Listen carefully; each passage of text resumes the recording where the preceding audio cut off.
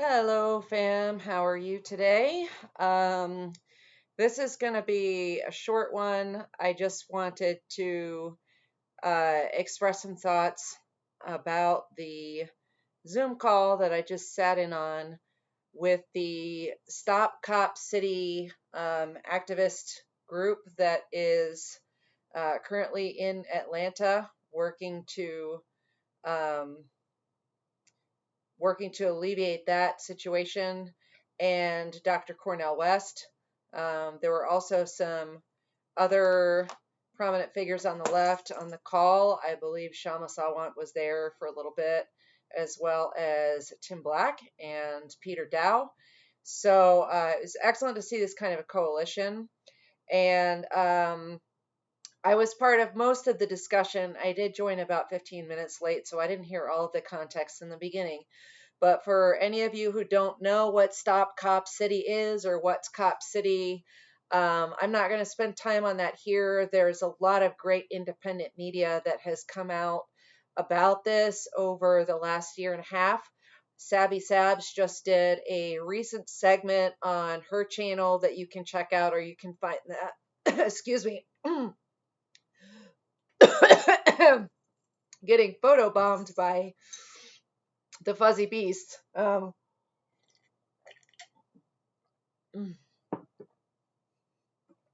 You can find that on Revolutionary Blackout Network's channel as well. Hang on one second. Oh, something really went down the wrong pipe. Anyway, the very short version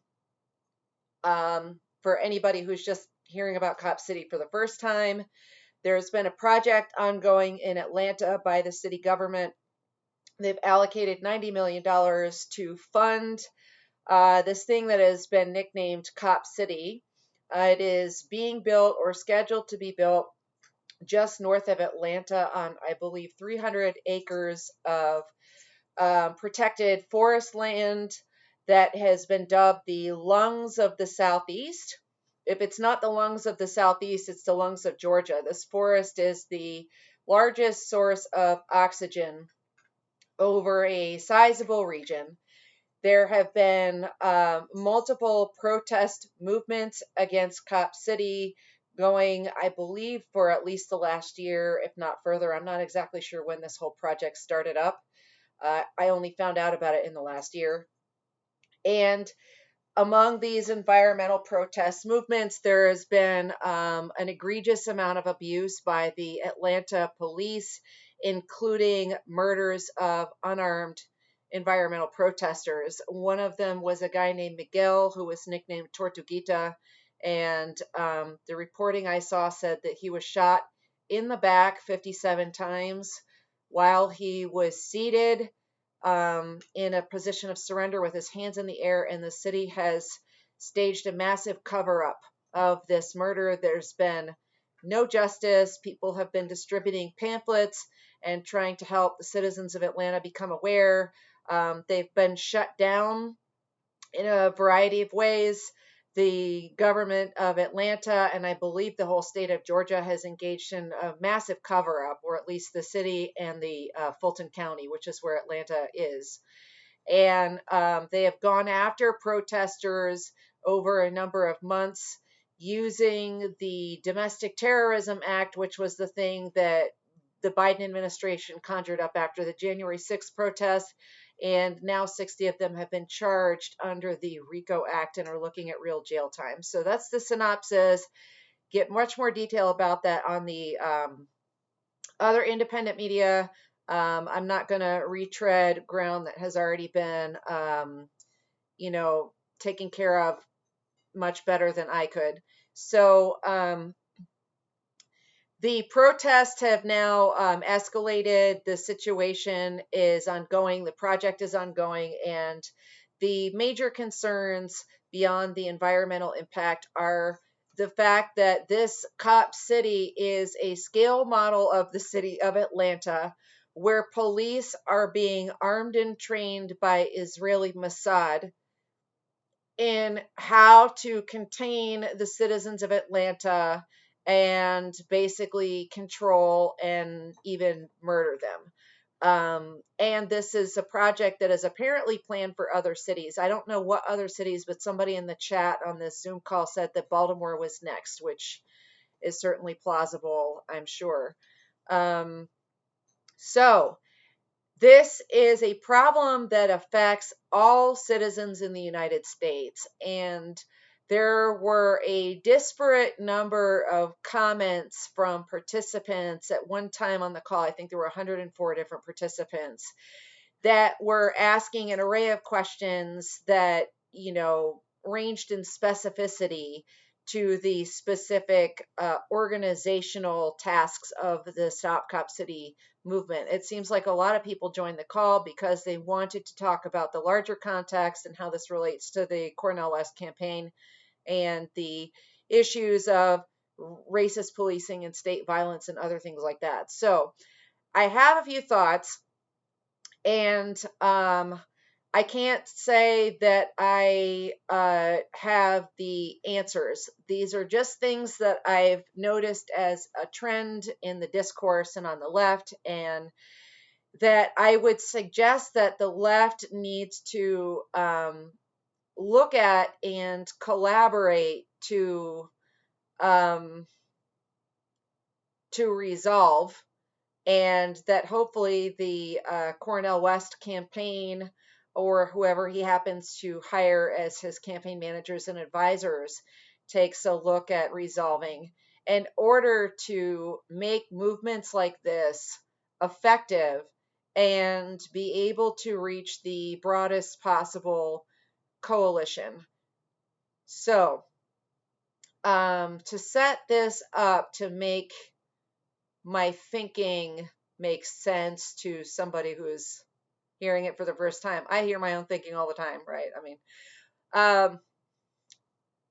so fundamentally, most human beings are motivated by self-interest, I would say. I think that is especially true in capitalist economies. Whether or not we want to be motivated by self-interest, whether we're ideologically aligned with being motivated by self-interest, it's not really a choice. It's kind of a systemic it's a systemic necessity, right? That to be able to survive in a capitalist economy, we have to be motivated by self-interest. And in the United States, we are born and bred to believe in this notion of the rugged individual, right? And along with the rugged individual, we're born and bred to believe in this idea of meritocracy, that the United States is a meritocracy. I want to point you guys to a channel on YouTube that you may not have heard of before. This guy, JT, on his YouTube channel, Second Thought, does amazing critiques of these types of themes. He debunks the myths around capitalism, socialism, and communism. He explains in detail the way that capitalist economies create these sort of systemic problems and the psychology that is behind capitalist economies and stuff. So I'm only going to summarize this here enough to get my point across. But for people who are interested in going more in depth, or who are looking for a tool to be able to share when they're trying to educate others that are on the fence or don't, quite embrace leftist thought yet, Second Thought is a really excellent channel. Another channel is Our Changing Climate. That's an excellent channel that talks about capitalism and the environment. So back to what I was saying, the belief in meritocracy and the belief in rugged individualism are obstructions to being able to get across a systemic critique of our country's government effectively to a lot of people. We have to remember that leftists in this country, I think, are a probably pretty small percentage of the population. There are, I'm sure, significantly more people who are for leftist policies, if you go and you talk to them about why it makes sense to have a national healthcare system and why it's insane to have your healthcare tied to your employment.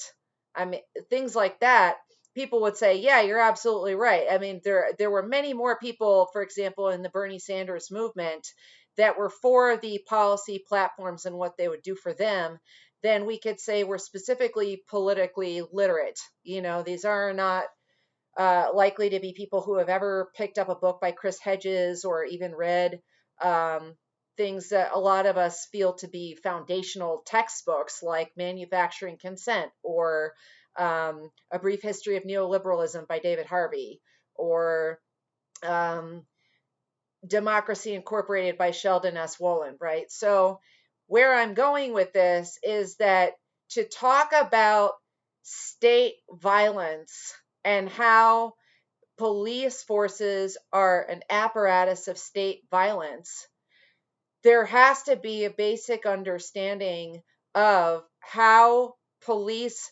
function as an enforcer arm of capitalist systems, and their job is to protect the interests of capital and to quell all dissent. This is not something that makes any sense to somebody who's never engaged in a systemic lens or a systemic critique before. And I think this is one of the reasons why the prevalence of defund the police during the George Floyd protests sparked so much reactionary backlash, because people, I would say a large number of people, have no idea what we're talking about when we say defund the police, and just look at how that's now been weaponized by conservative politicians, right? I mean, the two things or three things that we're hearing them weaponizing the most are being anti-woke, right? Critical race theory, and defund the police. And when they hear defund the police, they hear like, oh my God, these Democrats, because they think that the whole left is Democrats, right? And they think that Democrats all have this like scary socialist agenda for the country, which those of us on the left know this can't be further from the truth. It's laughable, but it is a belief, right? They think Democrats just want to get rid of law and order. You know, oh my God, defund the police. They don't want any order at all. How are we going to protect our small businesses? How are we going to protect our yards and our private property? Side note, the distinction between personal property and private property is a very relevant distinction if you want to have engage in any kind of productive critique of capitalist economies, right? Because that's another part of this fundamental American dream, is this right to private property. And they just kind of freak out and they can't hear anything else. What does this have to do with Cop City? Well, you need more than a really small contingent of very online leftists who have spent a lot of time reading and listening to live streams and engaging in this type of discourse, I believe, if you want to be able to shut down projects like this. Not just this project in the city of Atlanta, but all the other places that this project is slated. And I feel like as long as the messaging only makes sense to a relatively smaller size echo chamber of people, there's a significant missed opportunity to be able to build a broader coalition. And where I can think, or where I see this missed opportunity being, most noticeable, at least to me, is with right-leaning populists and libertarians, right? So thinking of people who embrace the whole don't tread on me thing, right? And the Gadsden flag, like keep the state out of my business, smaller government is better. And that old joke that the scariest words in the English language are I'm from the government, I'm here to help. I think it was like a Reagan era joke that went around. These are people are ripe for the picking, getting them on our side in opposing state capitalist violence in the form of policing, if we can get across to them why this is relevant to them, why this personally affects their interests. But as long as they think this is a bunch of crazy radicals that want to abolish law and order and could be a threat to my small business because these Antifa people are just going to riot in every city and smash windows and set things on fire, then they're not really on board, and that's kind of a similar thing with more conservative type voters. I mean, looking at the lens through which they, have live their lives, it generally is a very individualistic lens. The United States is a meritocracy. If you just work hard enough, you should be fine. And so when somebody talks about systemic anything, they automatically shut down because, they just have never engaged in systemic critique before. And class consciousness is not a thing. In fact, class consciousness is not a thing with a lot of Americans, right? I would say a majority of Americans have no idea what class consciousness even means. And so I think that tying issues like Cop City and state violence through things like the police force to all of the instances in which this has happened across the political spectrum is a very effective strategy. And I think that that is something that requires some communication and collaboration in order to get that going. Because, as certain people on the left have pointed out, I'm certainly not the first person to think of this. This is not an original thought at all. In fact, Chris Hedges talks about it all the time. The same things that are being done to right wing dissenters are being done to left wing dissenters. It is all the same, right? And in fact, the Democratic Party's main mandate, and I really would like Dr. West to take a hard look at this and engage in a real discussion about it at some point. The function of the Democratic Party and its mandate is first and foremost to crush leftist dissent and any efforts for policy change from the left. It is only secondarily an opposition to the Republican Party, if it's an opposition at all. And I would argue that it is not. In a neoliberal economy, all of the apparatus of the political system serve one purpose, which is imperialism, austerity politics at home, and systemic oppression of the poor and working classes in the labor force, along with the exploitation of labor and resources.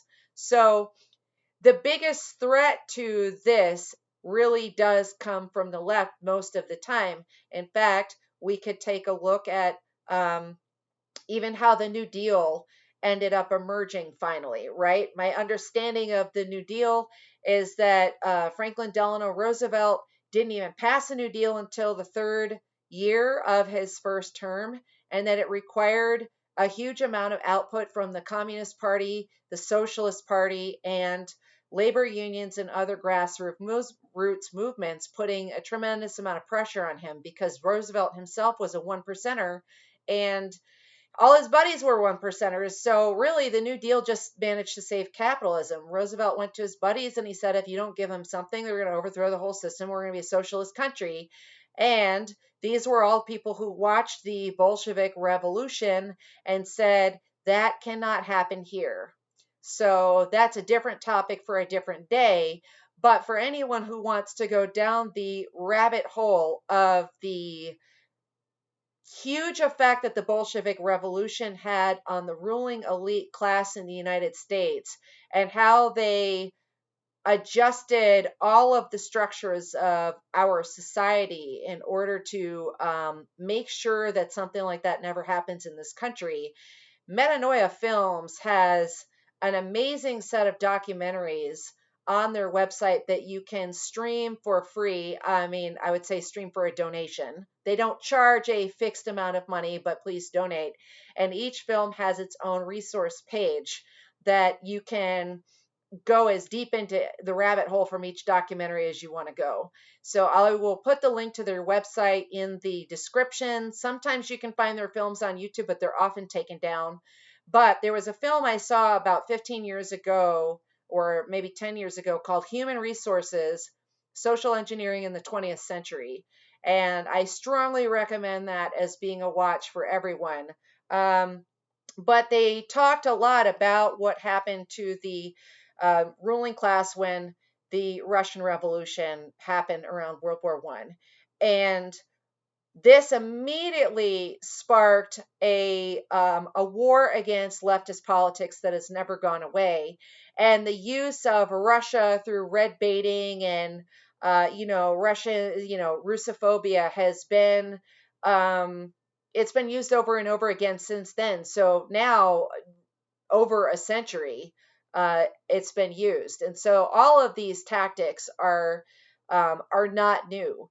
And one of the benefits of spending your time with content that looks at the United States through a much longer historical lens by reading books about the history of United States monetary policy and foreign policy and government is that once you understand how the system works, you also understand that it's really never changed. And so making sense of whatever is going on in the present day becomes a question of just basic pattern recognition. You don't even need to listen to the play by play in order to see what's going on. And that's why, for some people who have really engaged in deep thought about the United States system as a whole, going back to its inception, things like the COVID pandemic and the state response to the pandemic, things like the January 6th debacle, the Bernie Sanders primary, stuff like that. It was just very obvious to us with what was going on without even needing to know all the details, because this follows a pattern that has been around for a very long time. And so that pattern is something that I feel like really helps people fit Cop City into a context. And one of the things that would be a uniter of people for, the type of reach that I believe the Cornel West campaign and its supporters would like to have, as well as efforts such as stopping this whole Cop City project in Atlanta and wherever else it raises its ugly head, would be helping people to understand that the tactics that have been used against Donald Trump since before he even took office, and the tactics that have been used against the January 6th protesters are the exact same tactics that are being used against the environmental protesters of Cop City. And they are also the same tactics that were used against the Occupy movement. Side note, if you want to watch an amazing documentary film about the Occupy movement, Metanoia Films did one called Rise Like Lions. It was specifically about Occupy Wall Street. Really rocked my world. There was a lot about that movement I didn't know. And the last 30 minutes of it about the way that the Obama administration crushed the protests is really damning, and just gave me chills. So these tactics, also the George Floyd protests, right? They're all the same tactics because the state does not view anti-establishment dissent differently, whether it is dissent on the right or dissent on the left. The fact is that it is anti-established dissent, which ultimately threatens the movement of money, weapons, and power.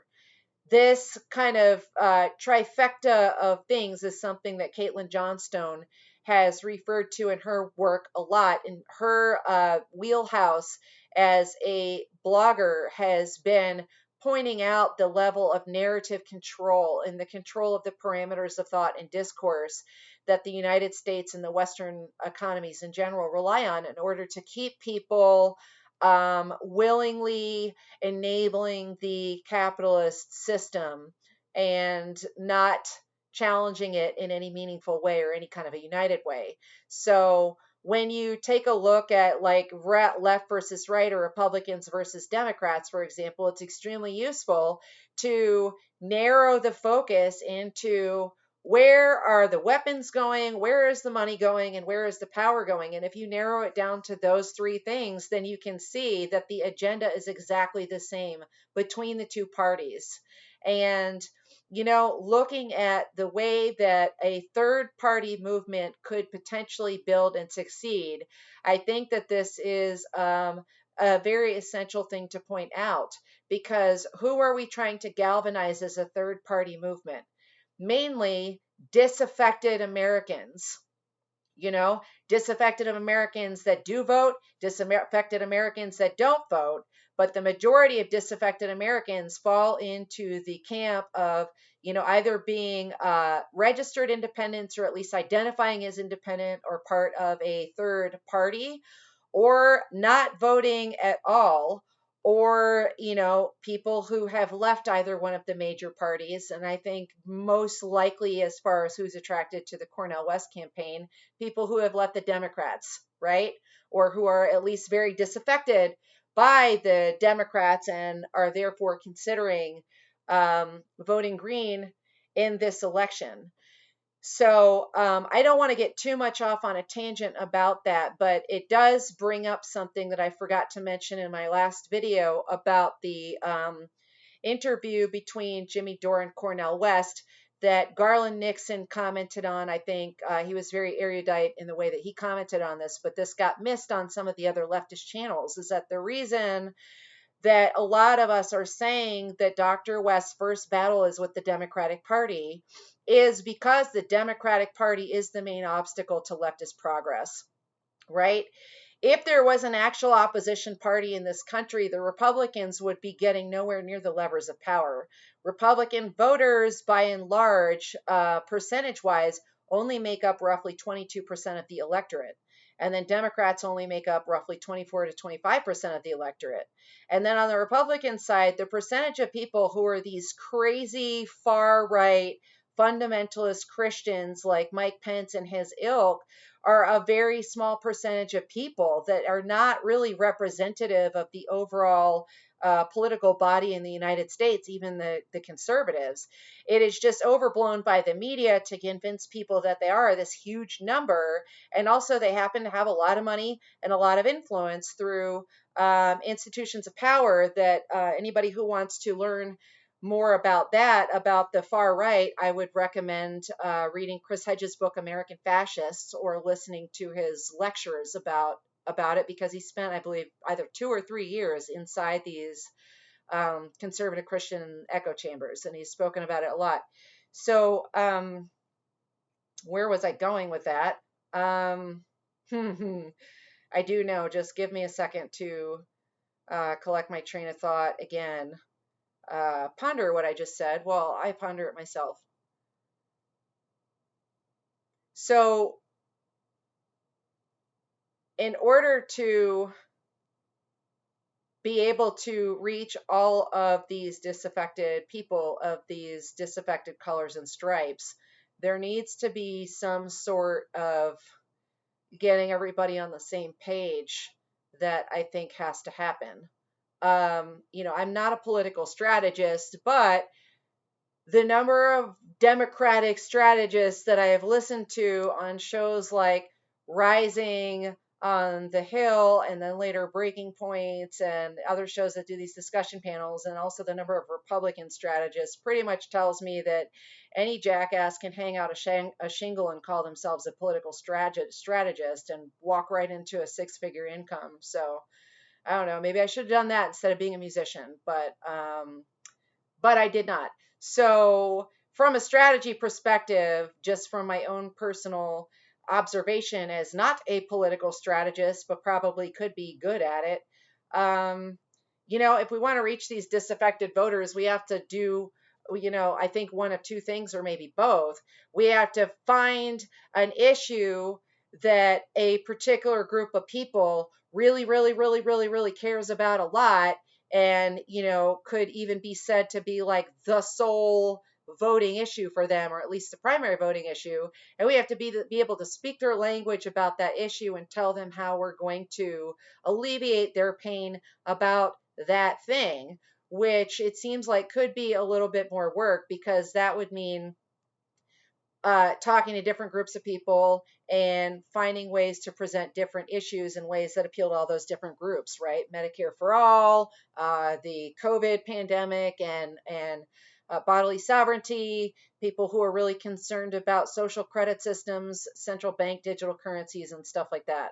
Or alternatively, finding the things that are the universal concerns and highlighting them front and center as the door in. Because in my experience, especially during the Bernie Sanders movement, when I talked to a whole lot of conservatives in particular, if you can get them to agree with you on one thing that you both have in common, you can get them a whole lot more receptive to talk about and think about other things that they might have thought that they disagreed on until they actually sat down and had a conversation with somebody about it. And I think an advantage of the current political moment that is, could end up being a missed opportunity if we don't capitalize on it, is the fact that for, a number of just crazy reasons, it is now the conservative faction of the voter base and the political base that is concerning itself with the issues of mass censorship, mass domestic surveillance, and other, civil rights violations that have occurred over the last 7 or 8 years, with the, kind of starting with the Hillary Clinton, Donald Trump election. They're very, very passionate about these issues. These issues used to be leftist issues. In fact, Second Thought did an excellent video essay on this, where he said that freedom and democracy, or freedom and liberty, I don't know, are left issues. You can find it on his channel. It was really excellent. And the liberal class has completely failed at this, because as Chris Hedges pointed out in his 2009 book, Death of the Liberal Class, and in other interviews and conversations, the liberal classes in Western democracies are historically authoritarian. They're fundamentally authoritarian. And if anything has showed us the way that the mask has slipped from liberals about how authoritarian they actually are, it has been everything since the Hillary Clinton election, with the way that they have just endlessly screamed for more and more censorship of the discourse. They've been perfectly happy to let Julian Assange rot in jail, and watch the Obama administration, the Biden administration, go after journalists and whistleblowers, and censor social media, and censor very prominent figures in the medical field and scientific fields as well during the COVID pandemic, and a ton of other issues. The way that the Hunter Biden story was censored during the 2020 election, the way the FBI deliberately overlooked it and engaged in state censorship of that issue in order to affect the election results. All of these things are examples of liberal authoritarianism. And so now we have these conservative voters who are really thinking about this, and the way that it affects their lives, and they're pissed about it. And a lot of that anger was expressed in the January 6th protest. I'm not going to go off down a rabbit hole about the whole January 6th thing, but if you look at the numbers of who was at the protest and the confluence of events that happened up to that, up into that, whatever you want to call it, definitely not an insurrection. It was not an insurrection. The hysteria about it is ridiculous, but it was entirely predictable that that was going to happen. And if you polled those people who showed up at that protest, their concerns about election integrity and censorship and shutting down of dissent was absolutely valid.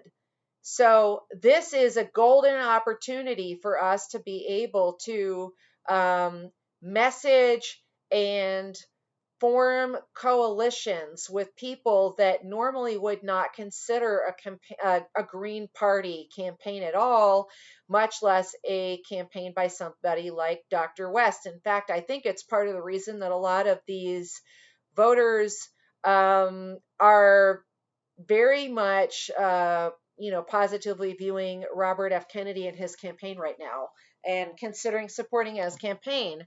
If we want to get rid of state policing, then it would be advantageous to us to find all the people who are anti authoritarian and who are having their own issues with state impositions on civil rights and start talking to them in a way that they can understand and that doesn't trigger all of their fears about crazy socialists just trying to get rid of law and order, and showing them that there are more similarities than there are differences between how this situation with Cop City is being approached by the state and how the January 6th protesters are being handled by the state. For example, in order to be able to do that, however, it would require a degree of emotional intelligence and empathy that I have seen missing among non-Republicans as a whole. What I mean by non-Republicans would be liberals, progressives, and even leftists. I think leftists are, better at this, but certainly not perfect. Most liberals and progressives, if you bring up January 6th to them, they immediately, their limbic brain is triggered and their nervous systems just go into like total amygdala hijack, fight, flight mode. All they're seeing and hearing is emotion, and it's effectively let those fuckers rot in jail, right? Good, Trump, insurrection, oh my God, shut them down, continue silencing them, and this has nothing to do with us because we're not Trumpers. And so a lot of them don't even really see what it has to do with what's happening in Atlanta or the similarity between what happened to the George Floyd protesters. This is where I think that we could do better in drawing the distinction between meaningful discourse of systemic oppression of vulnerable populations and minorities rooted in class consciousness, because there is a universality in class consciousness that is not present inherently, I think, with a more intersectional lens. And I'm not saying either one of those things are superior to the other, right? But I'm saying in terms of what's immediately accessible to somebody and relatable to them and reads to them as, yes, this has something to do with me and my interest. I'm actually affected by this too. It would be talking to them about class and how state police violence as an enforcement arm of capitalist systems is an existential threat to all of us, because the day may come where even if you've never protested anything in your life, something could happen that finally wants to get you in the streets along with other people saying we've had enough. There was a moment when the Occupy Wall Street movement was that moment for a lot of people. For others, the George Floyd protests were that moment for a lot of people. I had never attended a protest before, but like a lot of people, I saw that video and I felt like I had to be a part of that, and a part of speaking out. And so, I would love to see the discourse becoming more universal and more direct. And I don't think that means that we have to eliminate nuance from the discussion or avoid engaging in more intersectional conversations or conversations that are specific to different demographic groups, specific to race, specific to gender, specific to trans, stuff like that. But I think it would be very useful to first get across why First of all, why is capitalism an overall threat to working people? And what does capitalism have to do with state police violence? Why are the police actually not here to protect and serve the people? Having more policing in your neighborhood doesn't mean it's going to keep you or your small business or your family safe. In fact, it probably means the opposite. Here are some of the alternatives to increasing policing that we have been proposing, which may have been lost in the inflammatory discourse that the defund the police hashtag stirred up with people, right? This is why we think that police are ill equipped to deal with people that have disabilities, people who have fallen through the cracks, who have mental health issues, who are, and here are all the different ways in which people's fundamental right to free expression and protest have been affected and shut down by police force.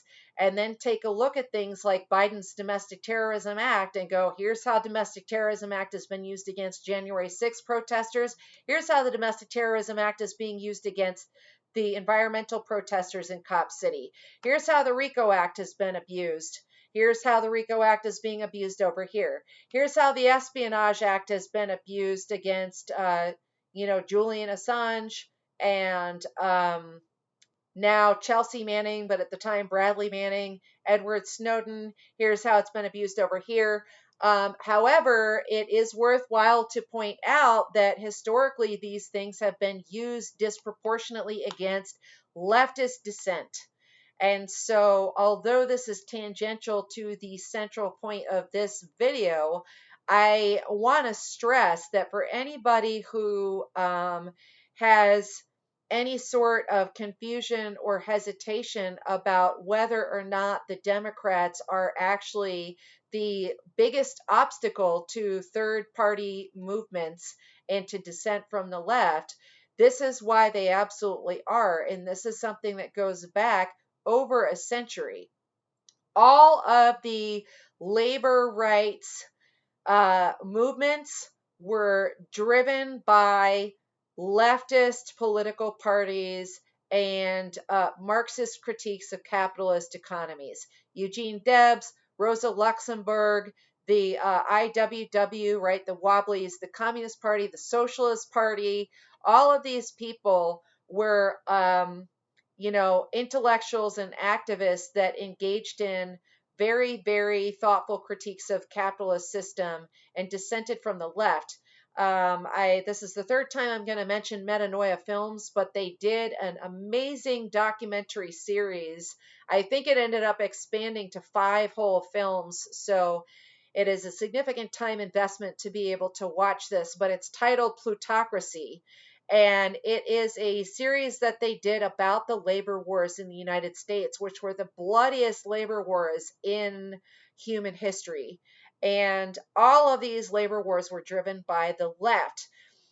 Part of the reason, or the predominant reason, that the United States government, the industrialists and robber barons and Wall Street and the rest of the capitalist class has repeatedly funded fascism.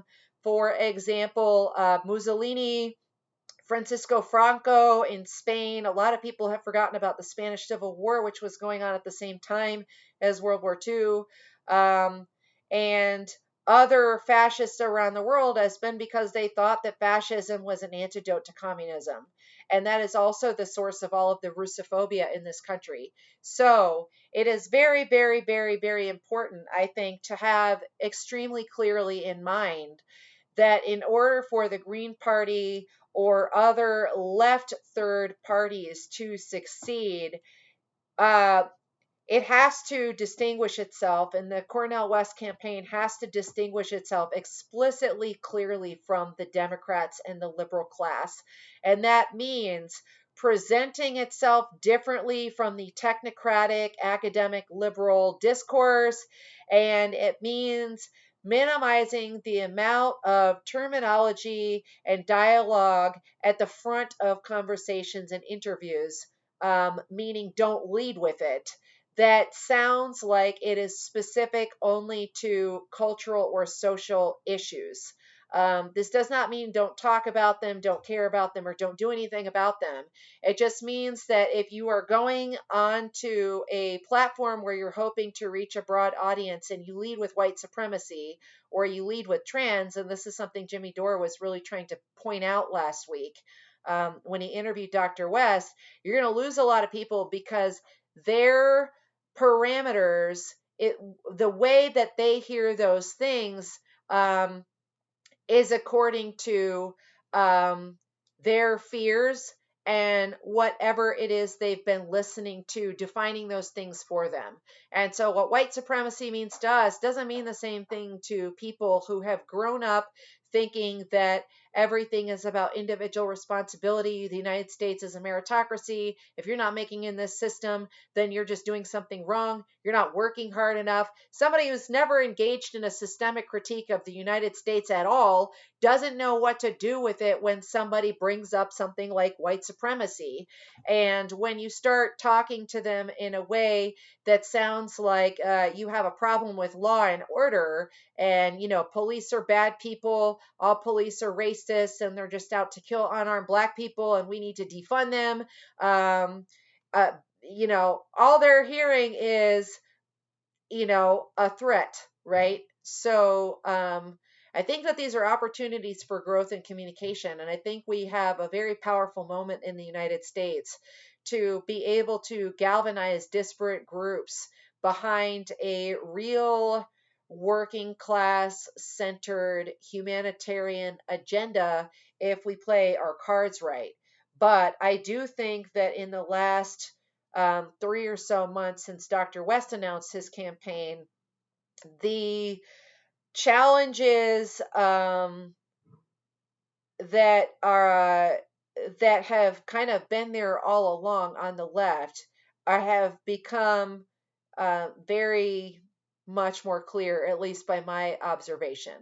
And I am seeing now the limitations that I think the left is running into when it comes to the work of coalition building. Because remember, in movement politics, everything is a coalition. There are no heroes in this game. Nothing is going to get fixed by electing a particular individual, regardless of how anyone thinks or feels about what Dr. West's chances are, the Green Party's chances are in this election.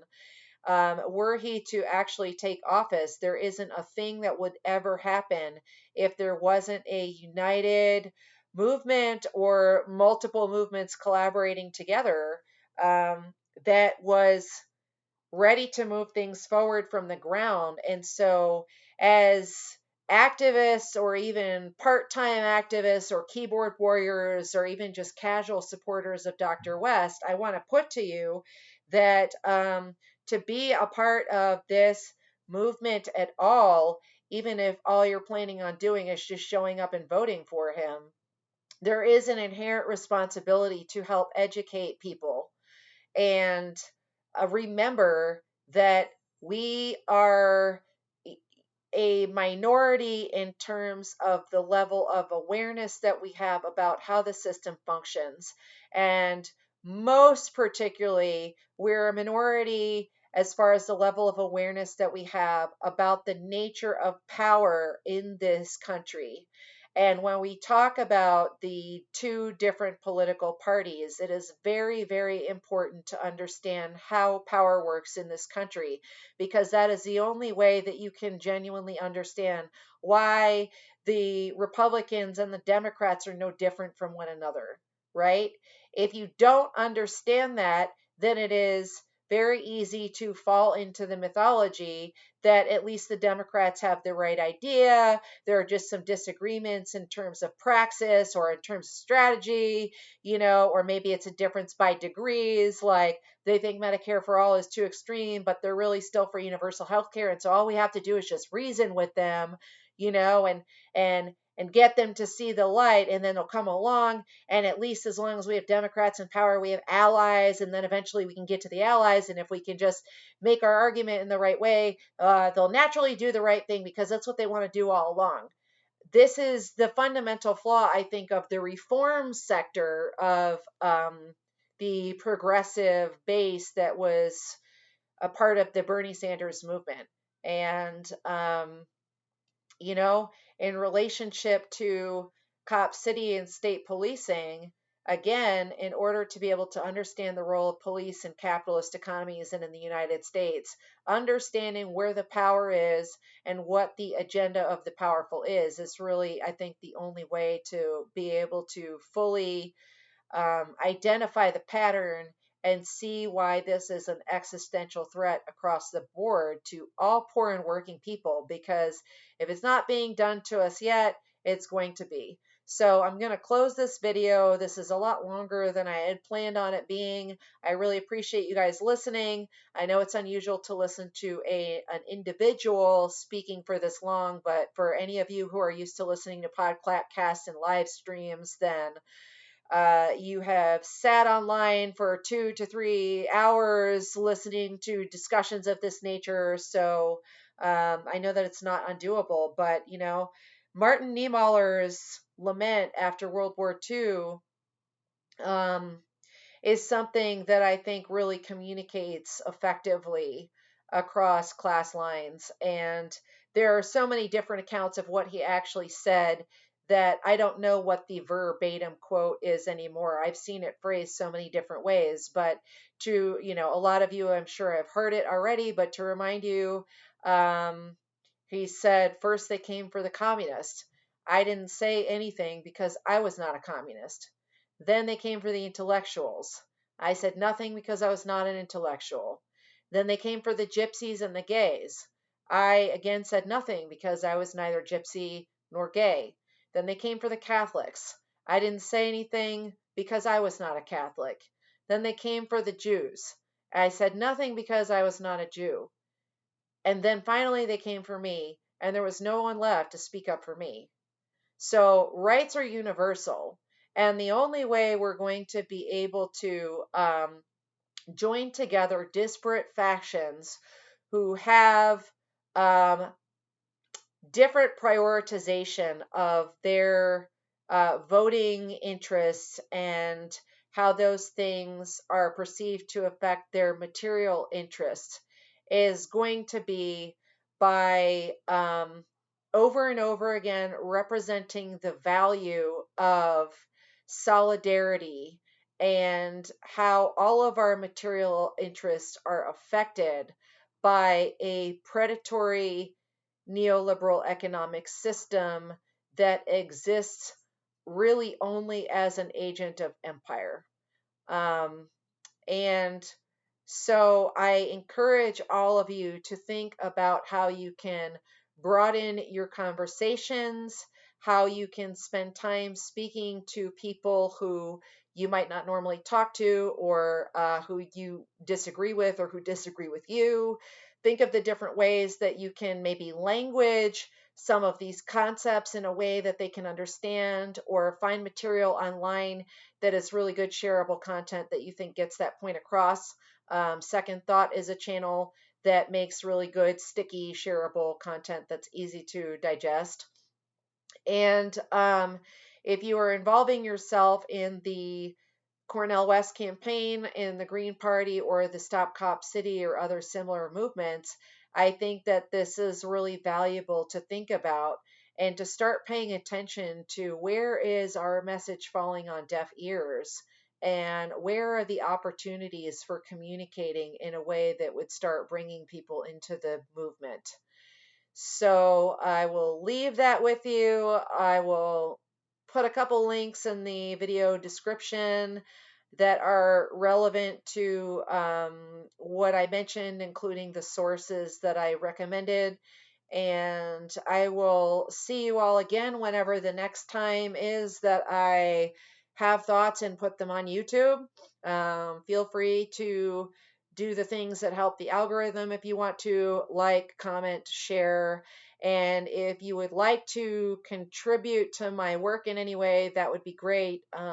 So far, PayPal is the easiest way to do that, and it's just adventuresinthefreeworld@gmail.com is the PayPal email address. Please do not spam that email address with a bunch of trolling things, or I will shut it down. And I appreciate you all for your time and consideration. Thanks again, guys. Bye.